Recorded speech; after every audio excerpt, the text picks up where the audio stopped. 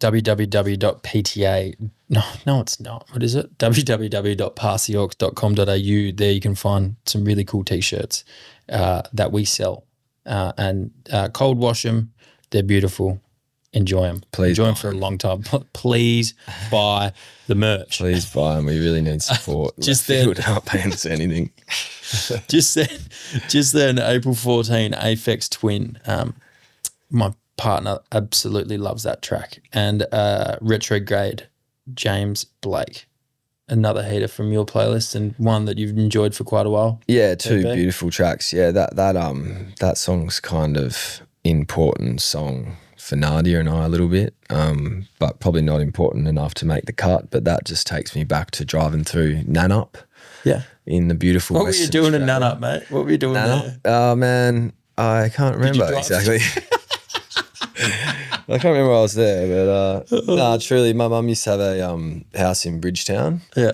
And this little country property that she did up, and it was a bomb, but she made it really nice and cool. And so we sort of spent a bit of time cruising through Manjimup, Nannup, seeing it's a beautiful part of the world down there, really like untouched, and lots of beautiful valleys, quite cold, beautiful flowering and wildflowers. So we had a great time down there, and Retrograde by James Blake just takes me back. Sick, man. Part 5 of this episode, I've written down Thomas Wow, brother. Oh, I need that lunch. You do need lunch. Campbell Thomas. Thomas Campbell. I wrote down the name Thomas Campbell. You want to speak about Thomas Campbell? Please save me, Tom. Right I was now. about to, kind of apologise to everyone for just rambling this whole app. Like it's just been me talking about different media that I'm interested it's genuinely interesting. Apart from the one moment where I wasn't listening and thinking about looking what at your lunch I was going to eat. Yeah, so like I learned so much, and it is. If it can just be the trigger for some people to have a different conversation with friends or family and just be conscious of being present and belonging. No, I definitely. think it's super healthy. Definitely. We're all about sharing ideas here on Pass the Orcs, and there are normal ideas I buy into too, but they're not as interesting. And like you said, if we can start the conversation and start talking about these kind of things, I think that's the first step towards them, being scientifically validated. And if everyone will actually believe them, because apparently science has this objective thing on everything, and without science, it's bullshit. So let's get towards that. Even if it's never peer reviewed, I think you can look at it as like fan fiction for life, right?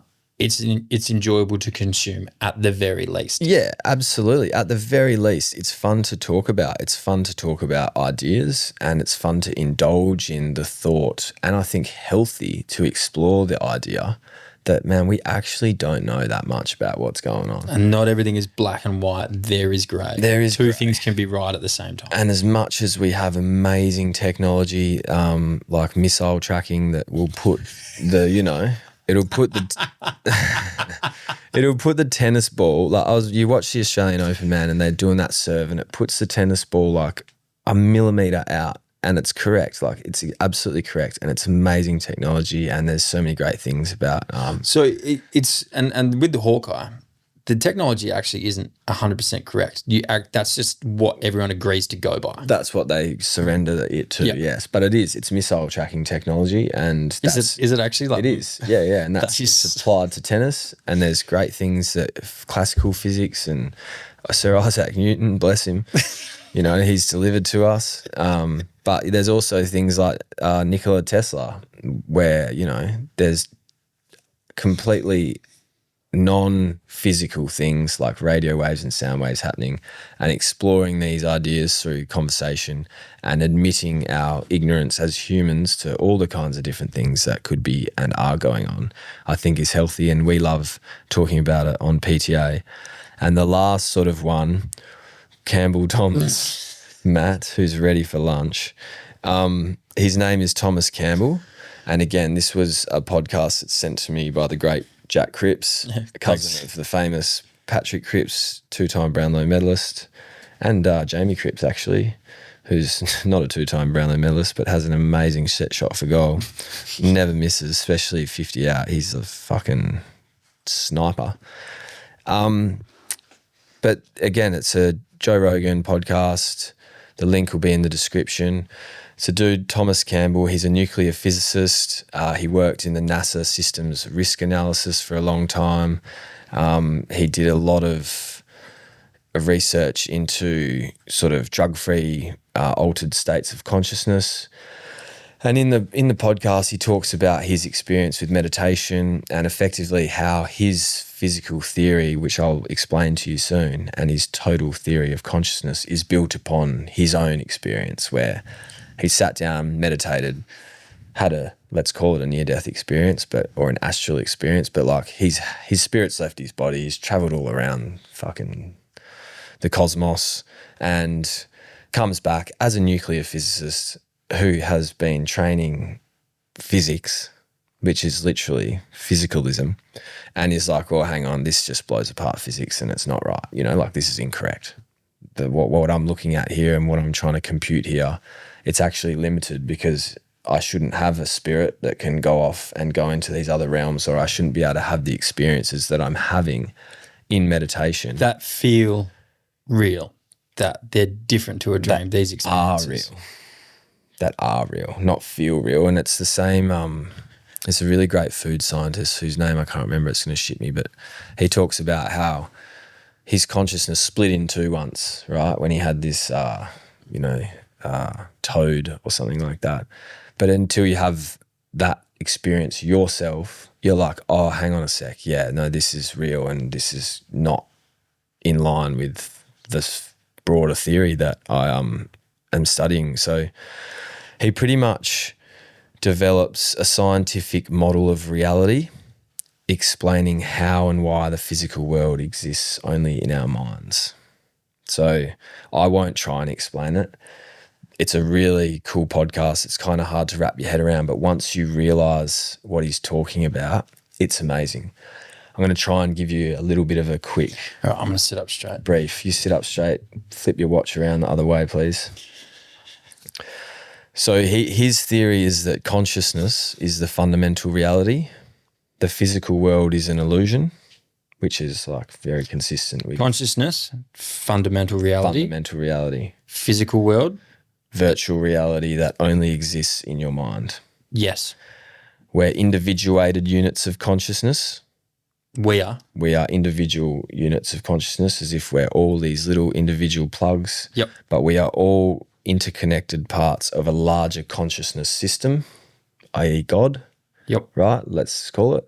But there's a giant big consciousness that has all these little units coming off it. We're those, but we're still connected to the system. We sort of are players in the virtual reality game, and in the sort of virtual universe computed by the larger consciousness, we aid our consciousness evolution. We aid our consciousness evolution. We Yes. are part of the bigger picture. So we're part of the bigger system. That system needs to evolve, right? And we aid that evolution. So in the virtual reality game, which is our lives, we're the choice makers for our virtual bodies.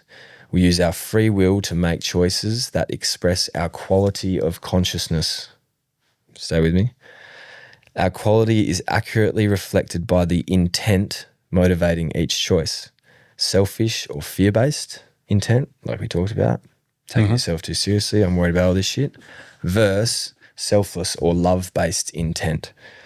Our goal is to learn from the outcome of our choices in order to grow up and evolve the quality of our consciousness from fear to love by evolving our individual consciousness quality from sort of, all the little individual units all start acting with love, then the larger consciousness system evolves towards love away from fear. And he explains it from a computer science model where bits sort of take ones and zeros and then connects it all the way up into how the larger consciousness system wants to lower its entropy. It wants to get less sophisticated, less chaotic, and less chaotic is love and more chaotic is fear. And so we're all these little units of individual consciousness that make up this big system, and the system's life cycle, its goal is to turn into a more evolved consciousness, a more organized consciousness, which is love. And the more fear, selfishness, little outcomes we're all having, the larger consciousness system is unevolved and immature and chaotic, like entropy and thermodynamics. It's crazy. And what it actually wants to do is come together and form into love. Does that make sense? It does make sense. It's just very hard to like, it's just such a large concept. It's crazy. And it's very hard to consume. It feels so large that you're just like, that cannot be true. Well, the thing is, is it more of like a concept? It's a concept. It's a scientific theory. It's a holistic theory on reality and what it is. And what it effectively does is aligns really well with religion, where it's like you are, like in every religion, you're actually just a unit. You know, you are made in God's name or whatever it is. You're a unit of something that's a lot bigger than you.